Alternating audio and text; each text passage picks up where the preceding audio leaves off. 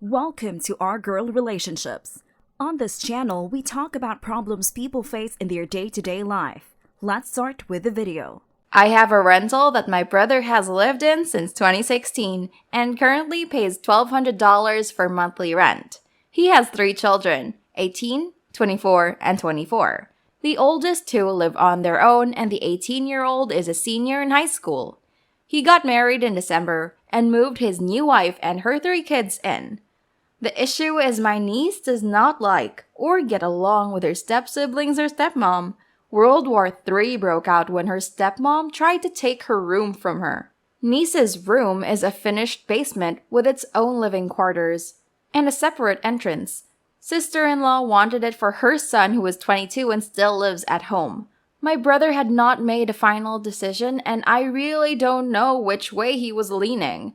My niece called me in tears and told me her stepmom told her that she would be giving up the basement and to accept it. I called my brother and told him I found it unacceptable that his wife was trying to take his daughter's room away and put her good-for-nothing son in there. He told me to mind my own god-dang business and hung up on me. I proceeded to email him and tell him that I was considering 2 options. I would raise his rent to $3,000 a month if my niece moved out, and I would mind my own god-dang business. Option 2, I evict all of them and my niece stays put and I mind my own goddamn business. I also told him I did not want his stepson living there at all. If he was there 30 days from now, I would start eviction proceedings. This got his attention and he backed down completely. He was angry with me, his daughter, and angry with his wife, and he told sister-in-law to never mention it again and told his stepson to find his own place. Problem solved. I told my niece to call me if her stepmom caused her any trouble. My brother has gone and told other family members how I interfered, and if I just let him handle it, he would have resolved it himself. He says his marriage is now in the ditch, and no one is talking to each other now. Somehow, this is my fault? Did I involve myself when I shouldn't have? The only place where I think I might be an asshole is when I told him to kick his stepson out because this made issues worse with his wife. Edit. It's been brought up so much we are on a month-to-month and my state does not have rent control laws. We've always had a good relationship, so we have never had a lease. I never gave permission either in writing or verbally for him to move in his new family. I never said anything until my niece called me crying. I don't like the stepson because he is an entitled piece of shiz who was gunning for the basement because he thought that since he is older, he deserved more privacy. I called him a good-for-nothing because he has some crackpot belief system about working so he does not even work. I don't know any details of it because I did not care enough to learn about this crackpot philosophy. My brother called me this morning and said that he blamed himself for all of this, and he should have never delayed in telling his wife that her son could not have the basement. He was really busy with work and wanted to have an actual discussion versus just saying no. He did not expect his wife to tell his daughter that it was going to happen. He acknowledged it was a huge red flag and they will be getting marriage counseling. He said he made it abundantly clear she was to never, his words, approach his daughter about giving up her room, and that no one was allowed in the basement unless they were invited by my niece. He is, as we speak, getting the silent treatment from wifey. He said when I called him, he just found out that his older adult kids FaceTimed his wife and really hurled some insults at her. Then they sent him some not-so-nice messages about betrayal and being a henpecked. Then I called and told him off, and he was really upset and felt attacked from all sides. He said he was very disappointed with the threats I made and wanted us to set up a time where we could talk more in depth and make some future decisions about the house. I blame the sister-in-law for this whole fiasco. She has been beat-checked though and knows better than to try and flex her muscles in my niece's home. That is where we currently stand. My brother might not be as spineless as I thought. I don't know how his marriage can survive. She made enemies with her kids. Not the asshole, you did the right thing. Far, far too often, people totally concede to their spouses and hurt their own children out of their selfish cowardice. I see it all the time. It's even more disgusting when it's to younger kids. If you can't put your kids first, then you shouldn't have had them. If you let your spouse put their kids before yours because of anything, you're a coward and in a toxic relationship. I'm so glad you did what you did. It was the right thing. You didn't let your brother's spouse run all over his daughters in favor of her own kid. Not the asshole. You were providing a low-rent solution for your brother. You called with a concern about his daughter still in school. His answer, cuss at you, and hang up on your attempt at a solution. I think you provided an excellent solution to his quandary. You gave him choices. He accepted one of them. Then he has the unmitigated gall to complain to your family about how he was treated? What about how his new wife was treating his own daughter, who was still in school? Congratulations on finding a great solution. I would suggest another one. Once your niece has moved on, raise his rent anyway, and let him have a taste of real responsibility instead of mooching off his brother. Next story. I, husband, usually make all the meals in the household. I told my wife I was going to make dinner tonight, but she said she was planning to. Well, okay, that's fine. So I go back to work on my laptop. She comes into the room and I ask her what she's making, and she says leftover roast chicken and spaghetti. Me, oh, you're going to make it with sauce? Her, no, she says just plain spaghetti. Me, okay, so why wouldn't you make some sauce for it?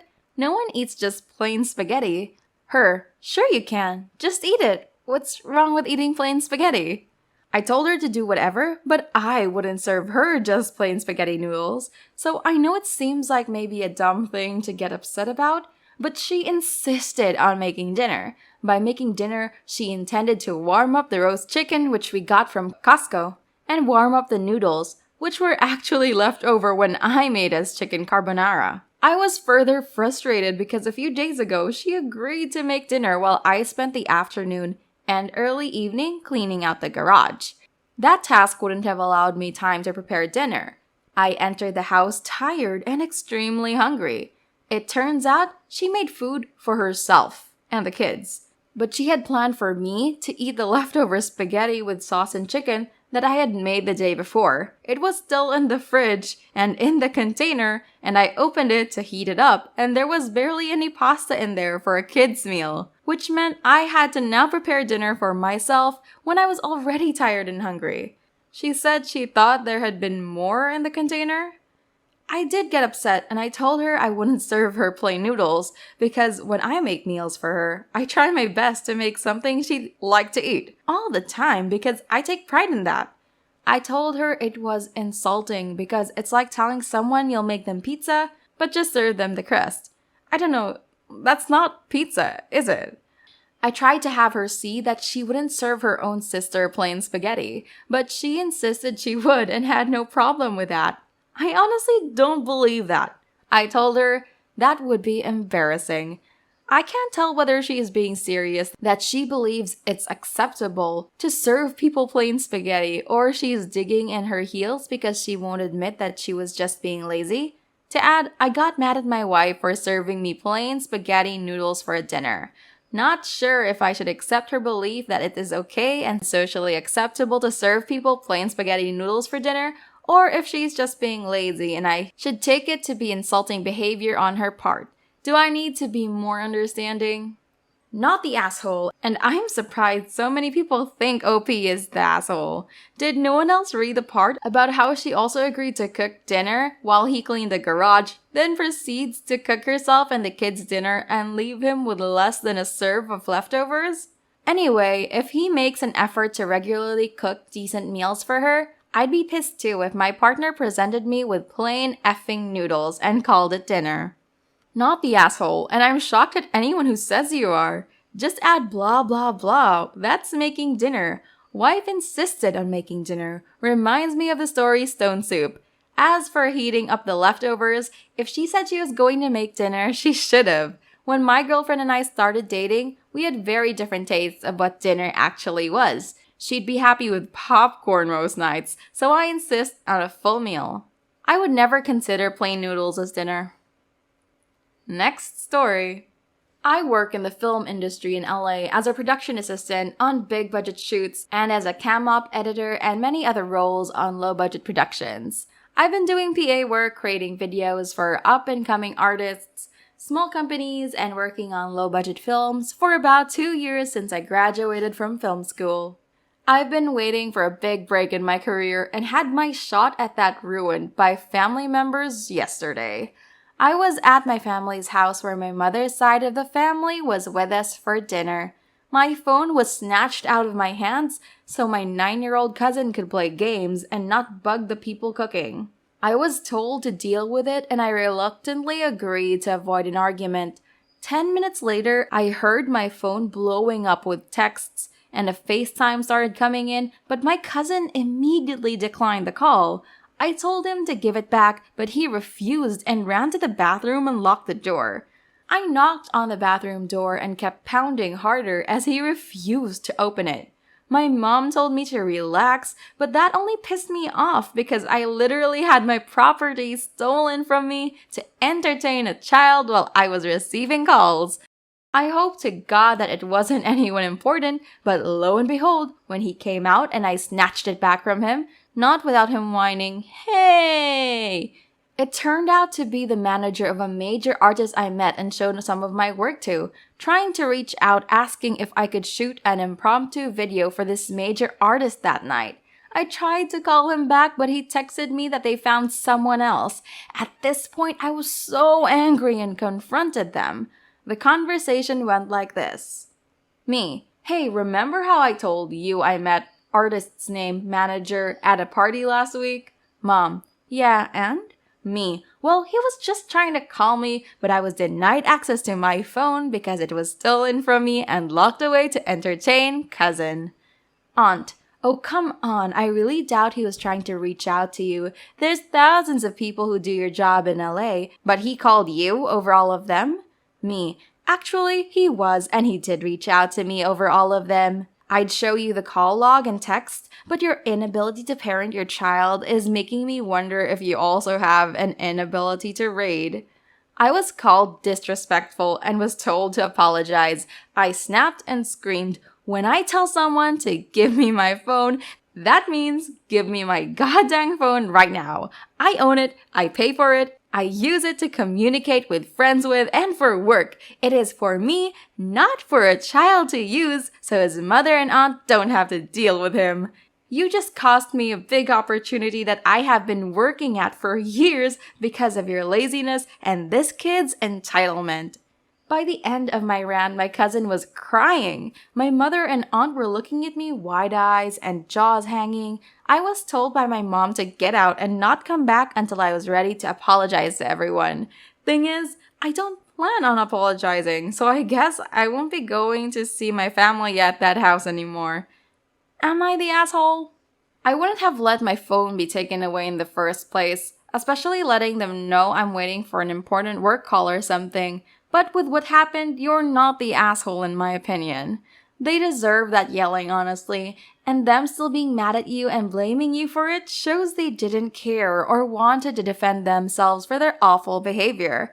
Why didn't the aunt or your mom give their phones up? As someone who wants to be in the arts, I'd be so mad and would at least temporarily cut contact, or until they own up to their behavior. Oh, hell no, you're not the asshole. 100% not in the wrong here. Your family is disrespectful AF. Don't you even think about apologizing. They owe you an apology for screwing up your career over a kid who can't sit on the dinner table without electronic entertainment. They should have gotten a babysitter if they couldn't afford to give their apple dumpling their own phone or tablet. I'd have lost my shiz. They'd be cut off completely if I wasn't able to get another chance, which I can only guess isn't probable. I hope you're able to call back and explain what happened and not get screwed over. Next story. A little context. I'm a young woman, 25, in a male-dominated career path and office. I'm the only woman in ours. Our boss left and they didn't replace him. So got a consultant on 4 times his salary to watch things tick over as a senior officer, but who is not our boss. However, this elder lady, 60s, seems to think she is our boss due to her huge, publicly funded consultant salary. After working with her for a few months, she is also highly incompetent and doesn't know things a graduate would know. I am a young woman who has worked hard to get to my level at work, and it genuinely annoys me that this person has come in and is taking so much taxpayer money, whilst also doing such a bad job for the public. We are public sector. I've pointed out a few things a few times, and now she hates me. She actually calls herself the boss. How old-fashioned. And regularly tries to micromanage my work and act like my boss. She also seems to hate that I am the only other woman and is always trying to impress the men and be one of the boys. She regularly slams women, saying women can't drive, men are more competent, etc., which also annoys me hugely. She also took a bribe. I have written evidence, and when I reported it to her boss and mentioned it to colleagues, it was pushed under the rug. This obviously made her hate me more, but I could not stand anything when it's immoral and going to affect the public. Anyway, she is awful with technology, and we have a work group called WhatsApp. She must have sat watching my Skype status all day. We are work from home, and saw I was in a meeting with another colleague, saw my icon was red, i.e. in a meeting. The work meeting was 2 hours, and she then asked one of my colleagues to ask the other one I was in a meeting with to find out what we were talking about. She obviously meant to message this to him, but put it in a group chat instead. She then said in the group chat that I shouldn't be having meetings because I do no work. She deleted both messages, but I shortened them. I was absolutely enraged by this, as I do all the major projects and she sits on her ass and does absolutely nothing for over $100,000. Except from micromanaging and trying to spy on me, as she seems to have a vendetta against me. I reported her to her boss for this, along with other behavior which undermines me at work, creates a lack of trust, and is total slander and wholly untrue. It has shook my confidence that she has asked my colleagues to effectively spy on me and undermined my trust in my colleagues. In the disciplinary meeting, she cried and said she didn't mean to send the message to the group chat, as if that makes it okay. She was playing the victim to colleagues and kept using her age, 60s, to make out I'm just a rude young person, 20s, with no respect. And others have said it was harsh of me to report her. So, am I the asshole for calling her out to her boss and reporting her? Not the asshole. It doesn't sound like you're from the US. And I don't know the laws where you live, but in the US, a public sector employee absolutely has the ability and maybe even an obligation to report bribes or other illegal use of government funds. And if your boss is making disparaging comments about women in an attempt to create a hostile work environment, that's likely illegal under US law, even though she may be a woman. I talked to a lawyer about both of these things, but even if you don't want to, you have a right to harassment-free, whether it's based on sex or based on her just not liking you, workplace. And you have a right to, in good faith, report misuse of government funds. And even if her only action was telling subordinates that she believed you did not work, that's not appropriate either. Not the asshole. This woman is creating a hostile, sexist work environment. I guess my question to you is, how long are you going to subject yourself to it? When she accepted the bribe, that was enough to have her fired. And since that didn't happen, why are you still there? You have to understand that the company she works for is a contractor. It benefits them to have her there in the long run. They have no motivation to remove her. Unfortunately, when consultants have been in the industry for a long while, they build reputations based on who likes them enough to keep them around and not necessarily what they know. Your absence will make more of an impact if you're a major contributor to the team than continuing to stay there and work while she makes life hard for you.